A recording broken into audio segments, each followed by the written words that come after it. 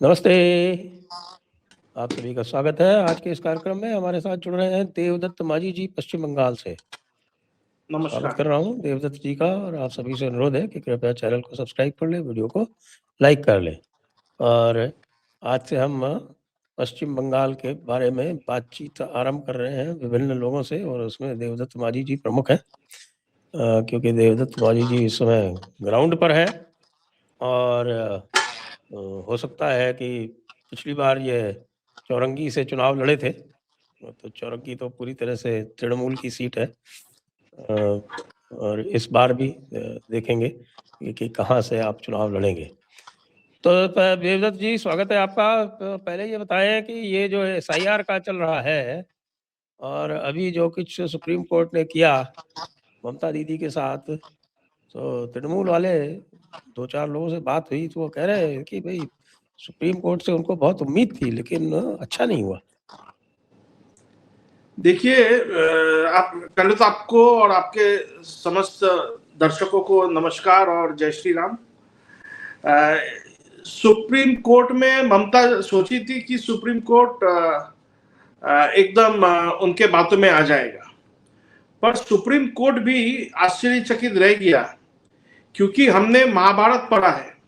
महाभारत में देखें कि धृतराष्ट्र के 100 बेटे थे, पर यहाँ पश्चिम बंगाल में आज के दिन एक व्यक्ति ऐसे हैं जिनका 389 लगभग 390 उनका बेटा है, अकॉर्डिंग टू 390 बेटा, 390 उनके औलाद है, मतलब बच्चे हैं, लड़का लड़की मिला के 389। आप समझ सकते हैं। ऐसे एक व्यक्ति है, और ये आसनसोल के पास बाराबनी बोल के एक विधानसभा है, वहां का मैं बता रहा हूं। एक ऐसा वोटर है जिसका 310 बच्चे हैं, और ये हावड़ा, कलकत्ता के नजदीक है हावड़ा, बाली का ये व्यक्ति है, वोटर है, और उनके 310 बच्चे हैं। अच्छा। और ऐसे 7 ऐसे लोग हैं जिनके 100 के ऊपर बच्चे हैं।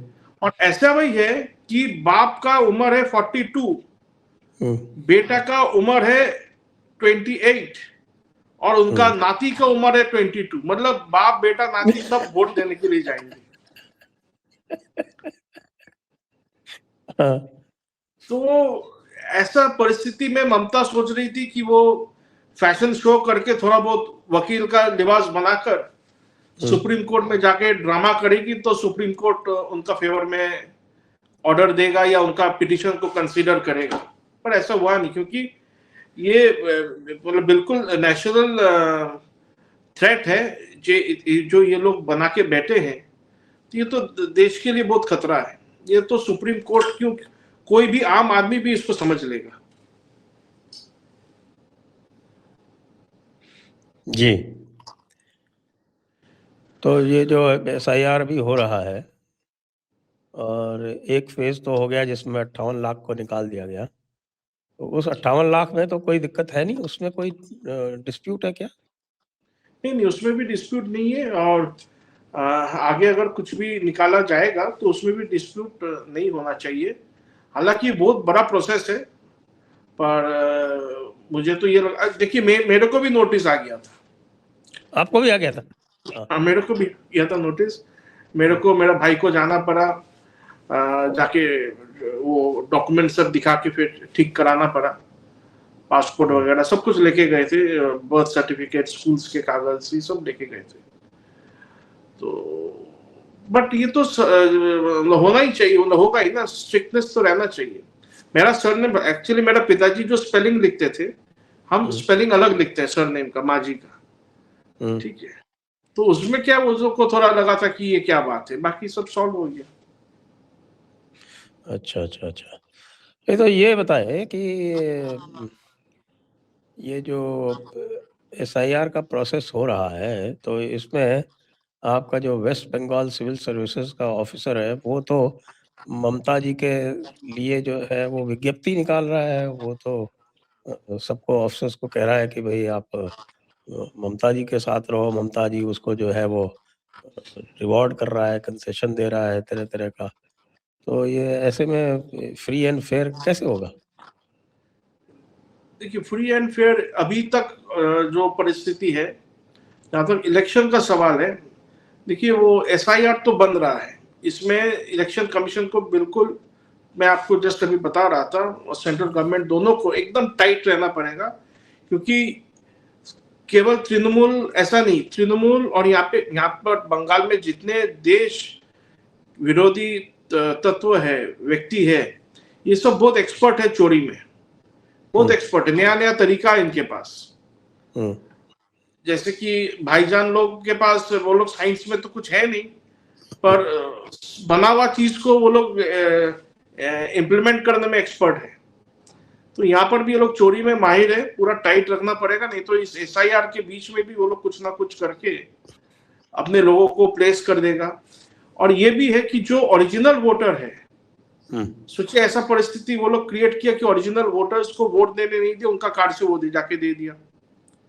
तो उस मैटर को भी सेंट्रल और इलेक्शन कमीशन को देखना है। अभी पहले SIR की बात कर लेते हैं, अभी इलेक्शन कैसे होगा उसकी बात में करेंगे। तो ये जो आपका अभी जो चल रहा है, मुझको बताया, मैं बात किया कुछ ब्यूरोक्रेट से, तो मुझको ये बताया कि साहब ये ERO को इंस्ट्रक्शन दिया गया है ममता दीदी द्वारा कि आपको एक भी नाम रिजेक्ट नहीं करना है। तो वो जो साथ में जो माइक्रो ऑब्जर्वर बैठाला हुआ है, वो माइक्रो ऑब्जर्वर को ये पावर नहीं है कि उसकी जो ERO की बात को नकार दे, और उसमें जो है वो खाली नोट लगाता है जो माइक्रो ऑब्जर्वर है, फिर वो ERO उसके बाद फैसला करता है। लेकिन कह रहे हैं कि साहब कि एक भी अभी तक अपलोड नहीं किया है डिसाइड करके, और वो वेट कर रहा था कि वही ममता दीदी गया था माइक्रो ऑब्जर्वर को हटवाने के लिए, माइक्रो ऑब्जर्वर को हटाइए, वो तो फेल हो गया। और अब ERO को अब टाइम मिला है, 1-2 हफ्ता और मिलेगा, एंड फरवरी तक होगा। तो अब आपको क्या लगता है कि वही ERO जो है वो ममता दीदी को इग्नोर कर पाएगा क्या? क्योंकि ममता दीदी ने सबको कहा है एक भी नाम जो है वो इसमें निकलना नहीं चाहिए, जो ये मैपिंग और आपका जो दूसरा जो लॉजिकल इनकंसिस्टेंसी वाला जो मामला है उसमें। देखिए ARO अगर नाम जो लॉजिकल है, जिसका नाम निकलना चाहिए, अगर ऐसा व्यक्ति का नाम रख देता है या ऐसा लोगों को हेल्प करता है, तो उसका कॉन्सिक्वेंस बहुत स्ट्रिक्ट होना चाहिए। ये एकदम इलेक्शन कमीशन के तरफ से एकदम स्पष्ट होना चाहिए कि थोड़ा भी अगर इसमें ये हुआ कि कॉम्प्रोमाइज होता है, चाहे ममता बोले या कोई डराए धमकाए, कुछ भी हो, परंतु जहां पर देश का प्रश्न है वहां पर एकदम कोई कॉम्प्रोमाइज नहीं होना चाहिए, एकदम स्ट्रिक्ट होना चाहिए सब कुछ। और जो इलीगल वोटर है, जो डाउटफुल है, वो सबका नाम हटना चाहिए। जैसे आपने बोला ना कि साहब की 390, 310, 100 से ज्यादा जिनके बच्चे हैं, तो वो तो नेचुरली हटना ही चाहिए जी। तो उसको भी अभी तक जो है वो उन्होंने अपलोड नहीं किया है। उनका जो सिस्टम है ना जिसमें वो डिसाइड करके अपलोड करते हैं, तो मुझे बताया गया कि साहब कि एक भी ERO ने अभी तक अपलोड नहीं किया। तो वो कब करेंगे, कैसे करेंगे, डर के मारे नहीं कर रहे हैं या देख रहे हैं कि साहब कि बिल्कुल लास्ट में करेंगे जिससे कम से कम उनको हैरेसमेंट हो?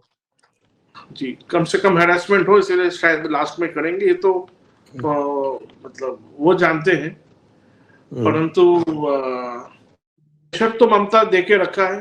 ममता और उसका जितना TMC के गुंडे हैं, ये तो ERO के ऊपर, फिर जो छोटे अधिकारिक है ग्राउंड में घूम रहे हैं, इनके ऊपर तो बहुत प्रेशर है। पर ये देखना पड़ेगा कि इस सिचुएशन को इलेक्शन कमीशन कैसे हैंडल करते हैं। ये जो गुंडे हैं, इनके बारे में तो ये प्रसिद्ध है कि ये गुंडे जो हवा का रुख पहचान लेते हैं कि उस हिसाब से न्यूट्रल हो जाते हैं। तो अभी तक न्यूट्रल हुए या नहीं हुए, या हवा का रुख अभी भी उनको तृणमूल की तरफ ही लग रहा है? नहीं, अभी देखिए बहुत सारे जगह पर, विशेषकर जो थोड़ा बहुत हिंदू गुंडे हैं, TMC के लिए बाहुबली करता है, ऐसा तो बहुत जगह पर वो लोग साइलेंट हो रहा है, न्यूट्रल हो रहा है, या तो अपना घर छोड़ के कहीं और रह रहा है, क्योंकि TMC वाले बुलाएंगे, उसको ऐसा लग रहा है कि हम जाएंगे अभी कुछ एक्सपोज हो जाएंगे, तो हम फिर बाद में अगर जब सट्टा पलट जाएगा मेरे को धुलाई पड़ेगा, तो इसीलिए अपना भी वो स्थान परिवर्तन कर रहा है। ऐसा भी हो रहा है, पर उसका संख्या अभी तो कम है। मुझे ऐसा लग रहा है कि आने वाले दिन में ये संख्या बढ़ जाएगा और ये लोग भी, तो टीएमसी के बाहुबली है या लुम्पेंस है, ये लोग भी साइड चेंज करने का प्रयास करेंगे। अच्छा, तो एक तो ये आपका जो SIR का ये प्रोसेस है, ये जो चल रहा है, एक बार पब्लिकेशन हो जाता है और ममता दीदी ने अभी कुछ और कैश वैश का कुछ किया, लेकिन उससे भी सुना लोगों में बड़ा असंतोष है, लोग खुश नहीं हुआ। वो क्या है? उन्होंने 500 रुपया का बढ़ोतरी किया है। जो कन्याश्री है उसमें 500 रुपीज उन्होंने बढ़ाया है, पर लोग सोच रहे थे कि ममता उसको 3-4 हजार कर दे, तो उसमें अच्छा। केवल 500 बढ़ा, तो वो थोड़ा बुमरांग हो गया। अच्छा, मुझे तो बताया कि साहब के पश्चिम बंगाल सरकार के पास पैसे ही नहीं है, ये 500 रुपए देने के भी पैसे नहीं है, तो इसीलिए ना वो 500 तक ही उसका मतलब हौसला हुआ कि ना बढ़ाएंगे। उतना भी देने में ममता का हालत खराब हो जाएगा। पर फिर भी मतलब आप आपके चैनल और बाकी सोशल मीडिया के कारण लोग भी जानते हैं ना कि बाकी राज्यों में जहां बीजेपी है वहां लोगों को कितना मिल रहा है। पश्चिम बंगाल में तो सबसे कम मिलता है, सबसे कम सपोर्ट है, सबसे कम डेवलपमेंट है, एम्प्लॉयमेंट हर चीज में कम है। तो ये लोग सोचते हैं ये कम जो है यही बहुत ज्यादा है, पर आज सोशल मीडिया के कारण लोग जान रहे हैं, कंपेयर कर पा रहे हैं। लेकिन पश्चिम बंगाल में ये भी है कि बीडीओ को और पुलिस को साल में 13 महीने का तनख्वाह मिलता है। जी, बोनस मिलता है।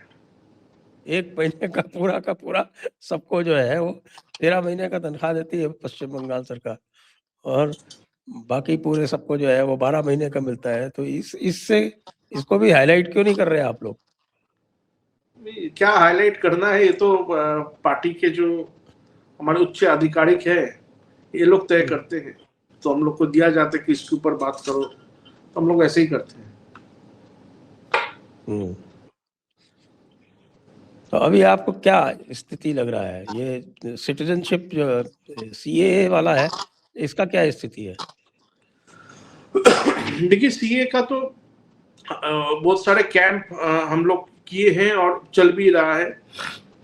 लोगों को जो लीगल प्रोसेस का मदद है वो पार्टी के तरफ से, पार्टी के जो MLA MPs है ये पूरी तरीके से कर रहा है, और उसमें लोगों का चिंता करने का कोई बात नहीं है। जो हिंदू है, जो यहाँ आए हैं, कभी भी आए हैं, उनके ऊपर तो कुछ होने वाला नहीं है, ये श्योर है। ये सेंट्रल गवर्नमेंट ने और हमारे जो सेंट्रल भाजपा से जो हमारे यहाँ आते हैं, इनका बात एकदम स्पष्ट है कि जो व्यक्ति बांग्लादेश से हो या कहीं से भी हो, हिंदू अगर आया है यहाँ पर, तो उनको कोई चिंता करने का मैटर ही नहीं है, और आप उनको पूरी तरीके से हेल्प कीजिए। तो हम लोग वही कर रहे हैं। तो उसमें ये लोग कंफ्यूजन क्रिएट करने का कोशिश कर रहे हैं। रूल्स में भी चेंज कर दिया, लेकिन CAA में तो जैसे वो आपके मतुआ लोग कहते हैं कि उनका 1 करोड़ लोग है, वो 1 करोड़ लोग का इतना है क्या जितना वो क्लेम करते हैं? नहीं, मतुआ तो बहुत है, सबसे ज्यादा। नहीं, मतलब वो कह रहे हैं कि 1 करोड़ लोगों को सिटीजनशिप चाहिए। देखिए, वो तो जब लिस्ट बनेगा तब 1 करोड़ है कि 50 लाख है कि 90 लाख है, वो तो सब समझ में आएगा। मतलब कम से कम मुसलमान तो, जिहादी बांग्लादेशी जो है, बांग्लादेश से आए हुए मुसलमान, वो तो मतुआ बन के उसका तो सिटीजनशिप नहीं होगा। ये तो सब हिंदू ही है, तो उसमें कोई मुझे लगता नहीं इसमें कोई उनको या बाकी किसी को चिंता करने की बहुत आवश्यक है। अगर 1 करोड़ है तो 1 करोड़ लोगों को मिलना चाहिए। अभी कितना हो पाया, आपको कुछ आइडिया है? नहीं, इसका आइडिया नहीं है, ये तो ओपन नहीं हो रहा है। क्योंकि हम लोगों ने पहले बात किया था, आपसे भी बात किया था और लोगों से भी बात किया था, तो ये है कि भाई तेजी से करें तो चुनाव के पहले 20-25 लाख लोग ऐड हो सकता है। 20-25 लाख से तो बहुत फर्क पड़ेगा, खासतौर से नॉर्थ 24 परगना में, और आपका ये जो इलाका है ये नदिया वाला, इसमें नदिया में हाँ बहुत फर्क पड़ेगा। पर मुझे लगता है कि 15-20 लाख तो हो जाना चाहिए अब तक, कम से कम चुनाव तक। 15-20 आप लाख भी देखिए ना, अच्छा नंबर एक व्यक्ति का 400 बच्चे हैं, एक व्यक्ति का 310 है। इतना मतलब ये तो कोई करप्ट ऑफिसर ही किया है ना, या इनकॉम्पिटेंट ऑफिसर किया है। इतने लोग, एक व्यक्ति का इतना बच्चा कैसे हो सकता है? 390, 310, ऐसे 7 व्यक्ति का 100 से ज्यादा। तो ये करप्शन जो है बंगाल में इतना ज्यादा है कि इसका कुछ तुलना नहीं है। जो करप्शन कर भी रहा है आदमी, या इनकॉम्पिटेंट जो व्यक्ति बैठा है, उसको ये समझ नहीं है कि आने वाले दिन में उसके बच्चे, उसके अपने परिवार भी रोड में आ जाएंगे और वो लोग को भी तलवार के नोक पर मुसलमान बना दिया जाएगा। इतना डेमोग्राफिक चेंज ओरिजिनली हो रहा है, और फिर इस तरह के इस तरीके से भी हो रहा है।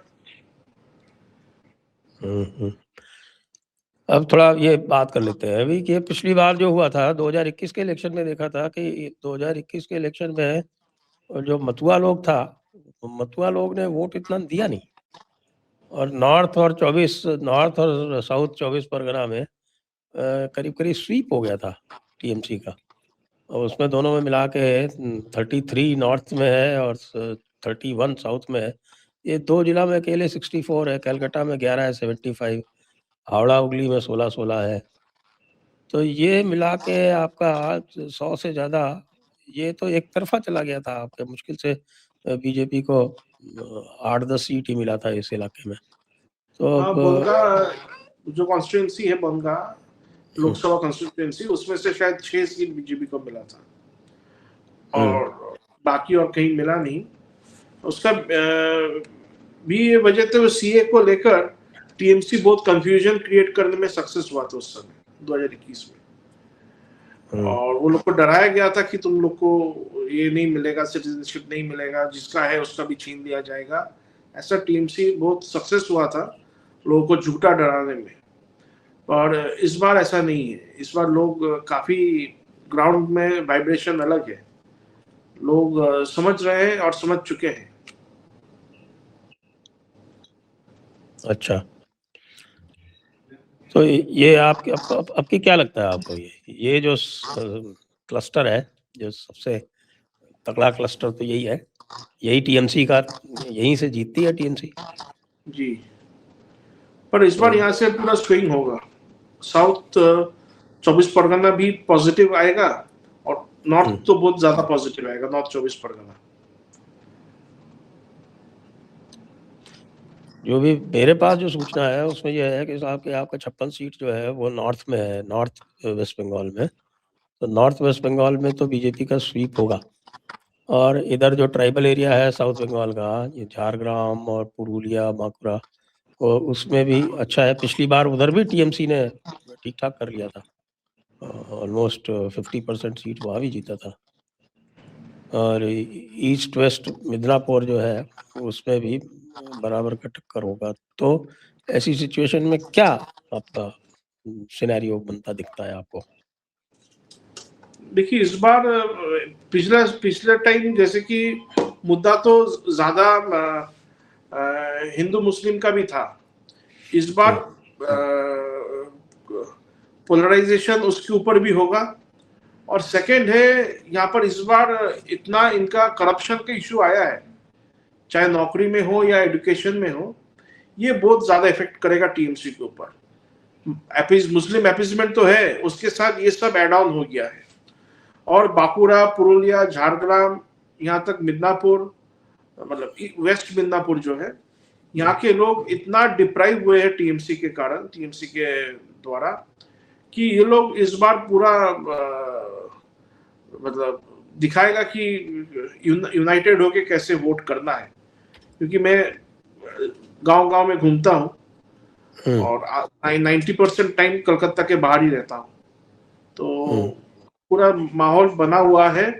केवल 1-2 चीज का ध्यान रखना है कि लोग वोट अपने तरीके से दे, और माहौल जो है वो सुरक्षित रहे। बाकी यहाँ के जनता काम संभाल लेगा। जी। और कोलकाता में क्या बनेगा? कोलकाता में कोई सीट चांस है क्या बीजेपी का? देखिए, मैं नॉर्थ कोलकाता में रहता हूँ। नॉर्थ कोलकाता में तो पॉजिटिव है। साउथ का मैं उतना ऑब्जर्व नहीं किया, साउथ में भी पॉजिटिव है, पर नॉर्थ में इस बार काफी चेंजेस हुआ है। जैसे कि एसआईआर में केवल चौरंगी से आपका लगभग 75,000 जो डेड वोटर्स है या माइग्रेटेड वोटर्स जो चला गया छोड़कर, ऐसे नाम ऑलरेडी मतलब माइनस हो गया है 75,000। और भी जो है अभी 20-25-30,000 या उससे भी ज्यादा और होने का चांसेस है। तो अगर सोचिए ये कॉन्स्टिट्यूएंसी में 1 लाख से अधिक जो फेक वोटर्स है, इलीगल वोटर्स है, डेड वोटर्स है, इनका नाम डिलिस्ट हो जाता है, तो काफी टक्कर जो है बैलेंस का आ जाता है। तो इसमें आपको क्या, जैसे आप तो वहां से पिछली बार चुनाव लड़े थे, तो ये जो 1 लाख वोट आप बता रहे हो, ये जो एक तरह से फर्जी वोट रहा होगा, इसमें से कितना डाल लिया था टीएमसी वालों ने? कम से कम 30-40 हजार यहाँ से डाला था। आपका तो मार्जिन इतना ही था, 30-40 हजार? हाँ, मेरा 40,000 मार्जिन था। मैं वही बोल रहा हूँ ना, टक्कर जो है ये बैलेंस का आ जाएगा। अभी पहले एकदम स्विंग कर रहा था वो लोग, जो डेड वोटर्स है वो लोग से वोट डलवा रहा था। वो लोग भी अपना अपना स्वर्ग या नरक से आके वोट डाल के जा रहे थे। पर इस बार ऐसा नहीं है।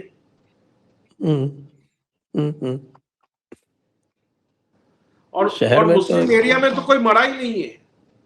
मुस्लिम एरिया में कोई मरा ही नहीं है, सब जीवित है। लास्ट 40 साल में, 30 साल में एक भी वो नहीं है, डेड नहीं है, मरा नहीं है कोई, एक भी डेथ नहीं है। ऐसा बहुत सारा जगह है। एसआईआर के बाद भी नहीं, एसआईआर के बाद तो सब एक्सपोज हुआ है। और अभी कंप्लीट वो फॉर्म 7 भी फिलअप करके लोग दे रहे हैं ना। एसआईआर में किसी का मिस आउट हो गया है तो वो भी लोग दे रहे हैं कि मेरा बाजू वाला मृत है अभी तक, मतलब इसका वोटर कार्ड है, या ये लोग वोट करते हैं उनका। अच्छा, तो आपने भी दिया क्या फॉर्म 7 भर के?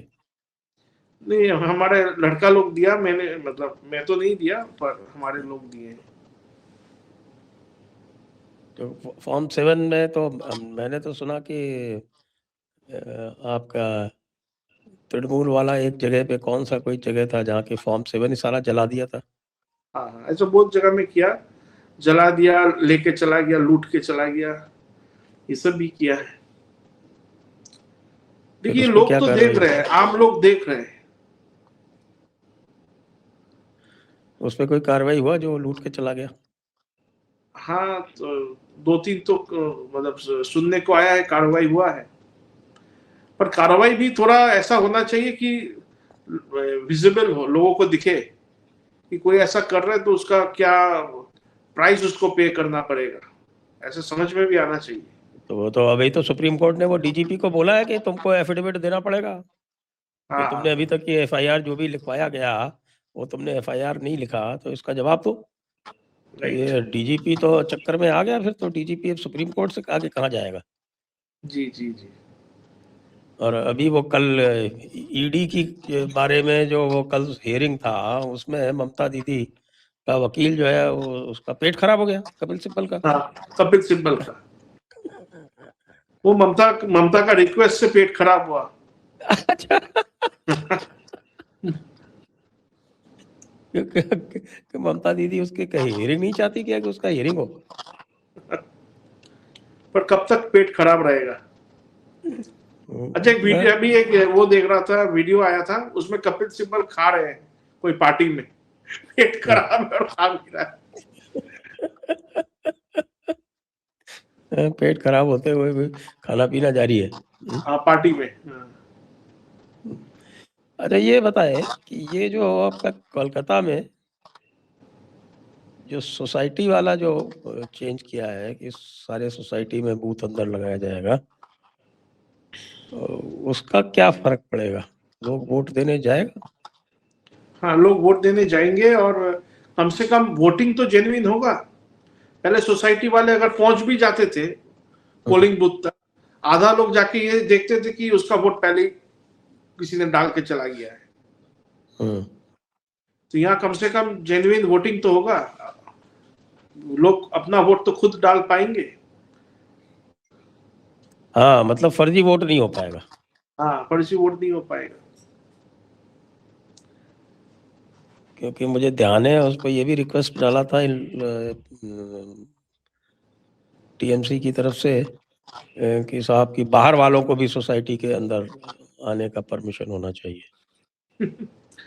वो सीधा इतना ही मतलब वो बोल नहीं पा रही है, हो सकता है कल परसों बोल देगी कि हमको चोरी करने दो।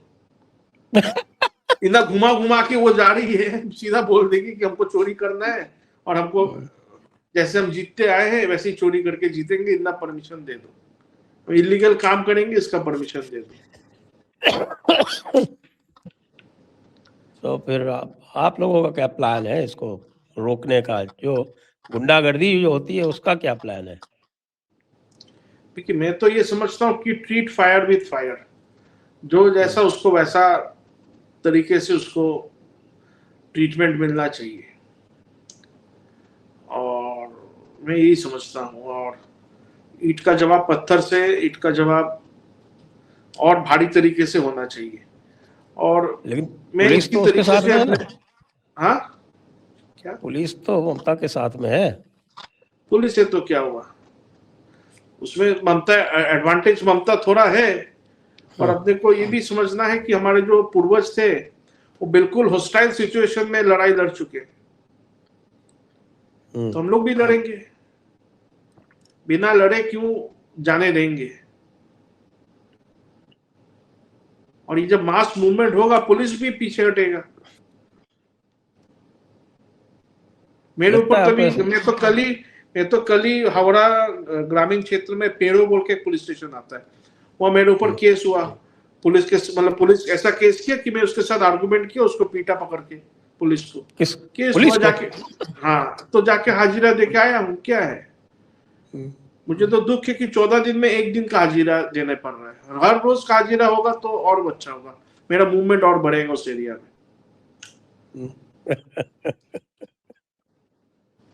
अच्छा।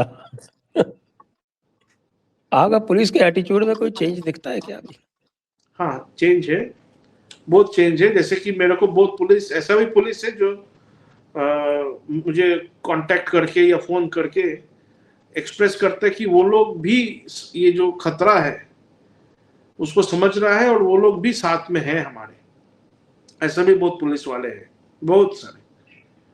ऐसा नहीं कि सब डरपोक है, सब निकम्मे हैं, सब चोर है, ऐसा नहीं है। कुछ बढ़िया लोग भी है पुलिस में जो ये समझ रहे हैं, और कभी भी वो लोग ओपन में आ भी सकता है।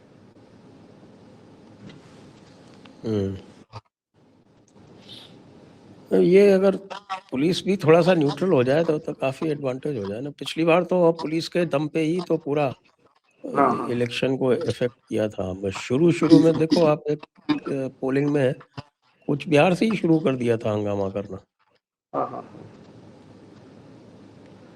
पुलिस टीएमसी का मेन शील्ड है और मेन वेपन भी है। मेन तो पुलिस ही है, टीएमसी के लिए काम कर रहा है। मैं सुना शुभेंदु अधिकारी से पुलिस भी डरती है। जी, आपका आवाज नहीं है। मैं सुना। Hello hello. हाँ बोल, हाँ अभी आ रहा। मैं कहा आपके शुभेंदु अधिकारी से पुलिस भी डरती है, मैंने सुना। हाँ, वो केस लगाता है ना, वो अच्छा ट्रीटमेंट देता है पुलिस को। अच्छा। हाँ, उनका एक अलग सेटअप है जो केवल लीगल मैटर्स को देखते हैं, और कंप्लेन केस एकदम वो डिपार्टमेंट करते रहते हैं।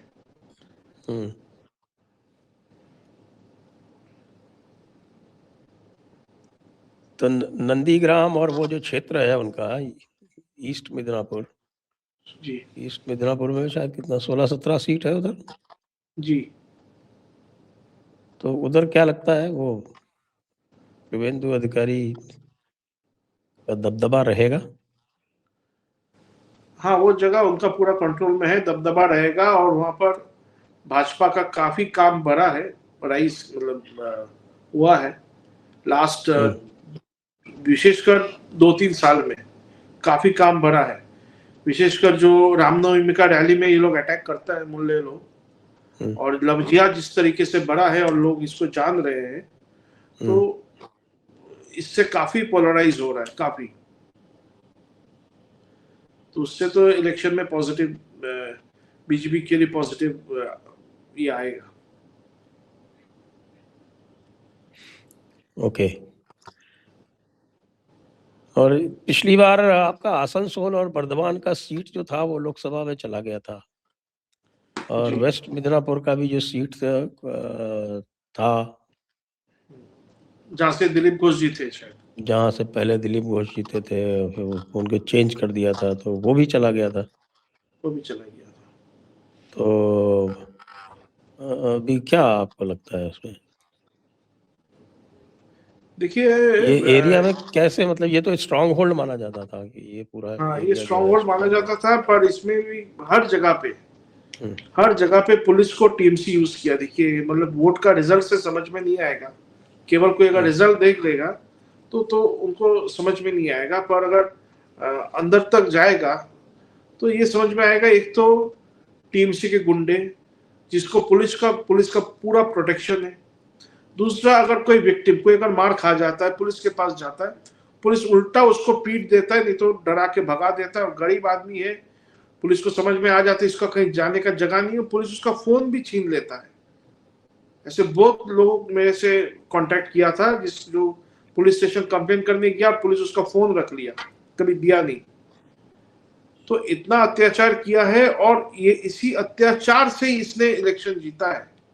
ये आसनसोल हो, बर्धमान हो, मिदनापुर हो, कहीं भी हो, पूरा स्टेट में इस तरीके से ये लोग काम किया है। ओके। वैसे भी लोकसभा में तो चूंकि पुलिस को पता होता है कि भाई सरकार तो यही आगे भी रहनी है, तो लोकसभा में तो पुलिस पूरी तरह से स्टेट गवर्नमेंट के साथ रहती है। राइट।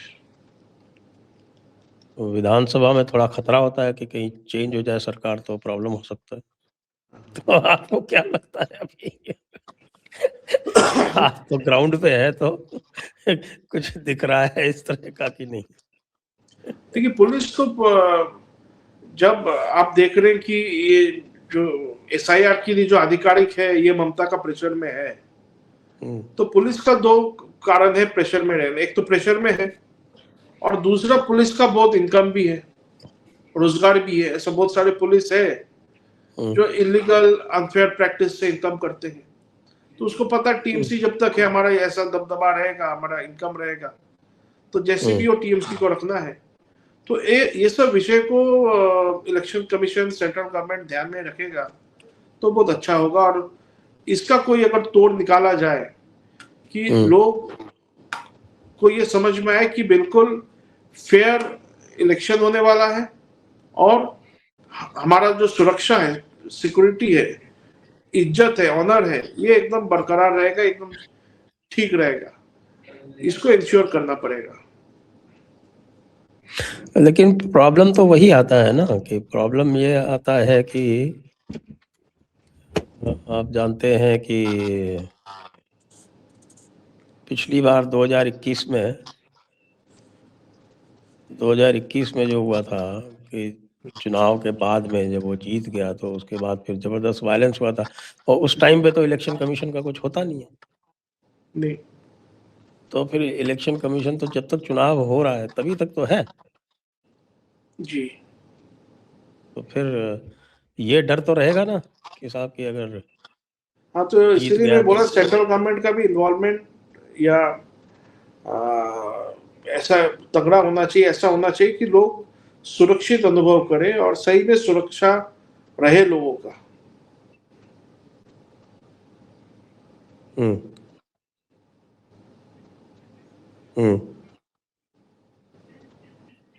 तो आपका सुझाव क्या है, कैसे क्या कर सकते? देखिए, एक तो जो वहां पर चुनाव होगा, जो पोलिंग बूथ होगा, वहां से कम एक डिस्टेंस बना देना चाहिए, जिसके आगे स्टेट पुलिस हो, मतलब बंगाल का पुलिस उसके आगे जाएगा नहीं। कम से कम 150-200 फीट का डिस्टेंस होना चाहिए, पुलिस बाहर रहे। पोलिंग बूथ के अंदर सीसीटीवी होना चाहिए,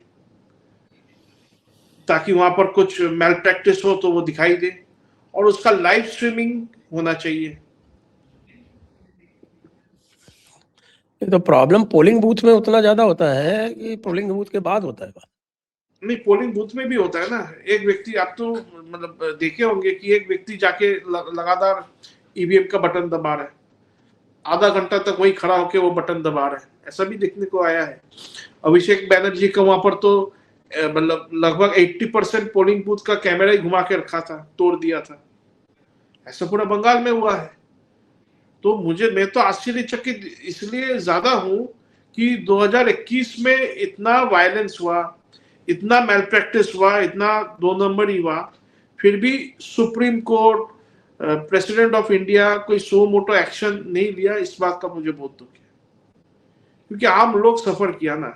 आम जनता जो है, जो रोज 200 400 500 कमाता है, परिवार संभालता है, खाता पीता है, ऐसे लोगों को मारा गया, वैसे लोगों का हक अधिकार को छीन लिया गया। सही वोटिंग करने नहीं देना, ये तो हक ही छीनना है, अधिकार छीनना है।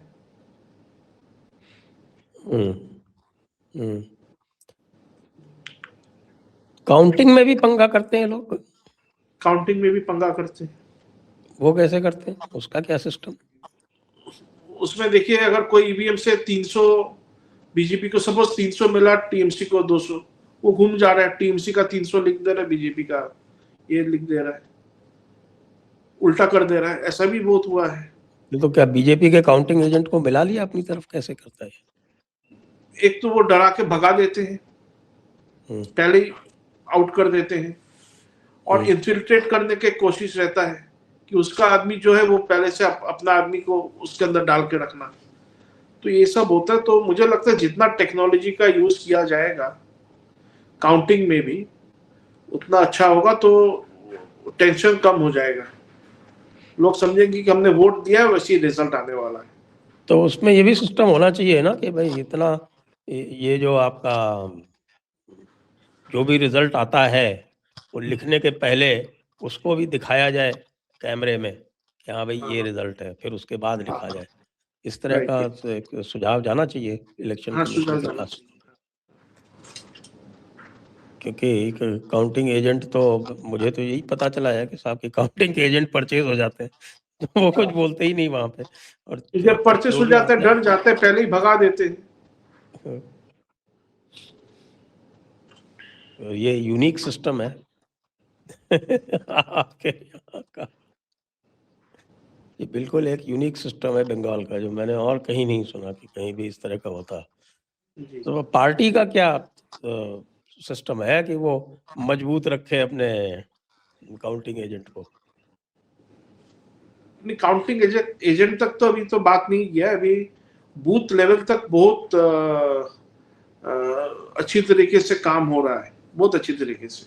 पहले जो नहीं हो रहा था इतना साल, अभी एकदम बहुत